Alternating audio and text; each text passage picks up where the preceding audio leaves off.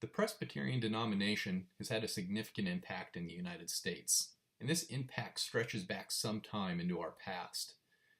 According to the Presbyterian Historical Society, some of the first colonists in Virginia were Presbyterians from England, and they trace their American lineage back to Jamestown in 1607. Russell E. Hall, in his article titled An Outline History of the Presbyterian Church in America, and this article can be found in the Journal of the Presbyterian Historical Society, he writes, "The American Presbyterianism has sprung from four British roots, members of the Church of Scotland and of the English and the Irish Presbyterian churches united in 1706 to form the original presbytery of what is now the Presbyterian Church in the USA. Several groups have withdrawn from this body in the intervening years.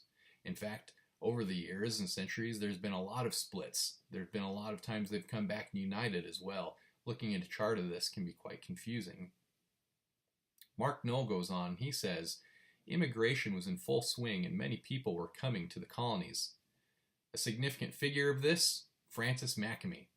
His years were from 1658 to 1708. Born in Ireland, educated in Scotland, eventually he came as a missionary to America.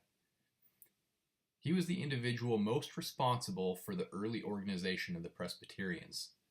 Makemie evangelized throughout the English-speaking world, New England, New York, Maryland, Virginia, and North Carolina, as well as Barbados. It was in 1684 that he established the first Presbyterian congregation in America, and this is at Snow Hill, Maryland.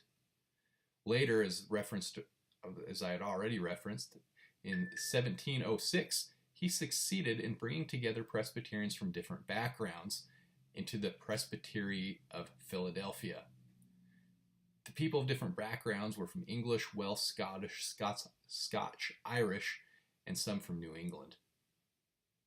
The purpose of this presbytery, as stated by Makemie, was to meet yearly and oftener, if necessary, to consult the most proper measure for advancing religion and propagating Christianity in our various stations.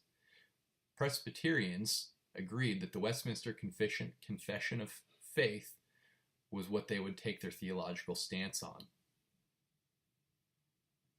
Now, education is one thing that the Presbyterians did well. In fact, this is one of the most notable things that they did.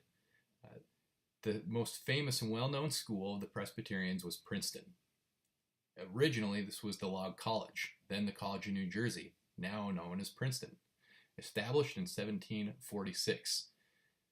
Presidents and professors include well-known people like Jonathan Edwards, Samuel Davies, John Witherspoon, Charles Hodge, James McCosh, Benjamin Warfield, A. Hodge. The list goes on. Looking at Charles Hodge, who is extraordinarily influential, for 45 years, Hodge edited a quarterly work called The Biblical Repertory and Princeton Review. Charles Hodge was a professor for over 56 years, and he once remarked proudly that there had never been a new idea at Princeton. And the meaning of this is that they were sticking to Reformed faith as defined in the 16th and 17th centuries, and they stuck to this. It was something of pride for him. In fact, Charles Hodge also had to deal with Darwin. It was at this time that Darwin's works were coming out and being influential in other schools, and Hodge, being the man that he was at Princeton, decided to take Darwinism to task. He comments on what Darwin's evolution espoused and says that this should be equated with atheism. More directly, Hodge wrote a book titled What is Darwinism? And in this work, he theologically takes to task what is Darwinism. And in this, he points out that there's two different views. There's the view that Darwin's taking, which is completely different than the view that the theologians have been taking. And he comments on this by saying, the first cause of the alienation in question is that the two parties, so to speak, adopt different rules of evidence, and thus can hardly avoid arriving at different conclusions.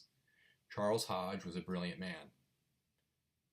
It was men like this, like Jonathan Edwards, who continually have been throughout the centuries at schools like Princeton, these Presbyterian men that have been so influential in the United States.